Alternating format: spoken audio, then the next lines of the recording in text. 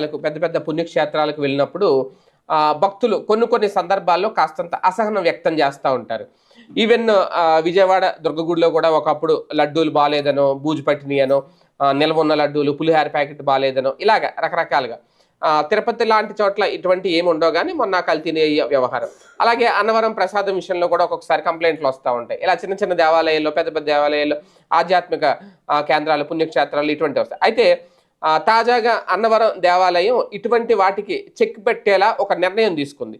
అదేంటి అంటే అన్నవరం గుడికి ఎవరైతే దర్శనానికి వెళ్తారో వాళ్ళు దర్శనం చేసుకొని వచ్చేసే ముందు వాళ్ళ దగ్గర, అంటే అందరి దగ్గర అని కాదు, కొంతమంది దగ్గర ఇప్పుడు అన్నదాన సత్రం ఉంది, అక్కడికి వెళ్ళి భోంచేసి వచ్చేసేటప్పుడు వాళ్ళ అడ్రస్, ఒక ఫోన్ నెంబర్ తీసుకుంటారు, వాళ్ళ వివరాలు ఎక్కడి నుంచి వచ్చారు ఏంటని. తర్వాత కొన్ని 24 అవర్స్లో, కొన్ని గంటల్లో అన్నవరం టెంపుల్ దగ్గర నుంచి ఒక ఫోన్ కాల్ వస్తుందంట వాళ్ళకి. మీరు ఇలాగా గుడికి వచ్చారు, దర్శనం చేసుకున్నారు.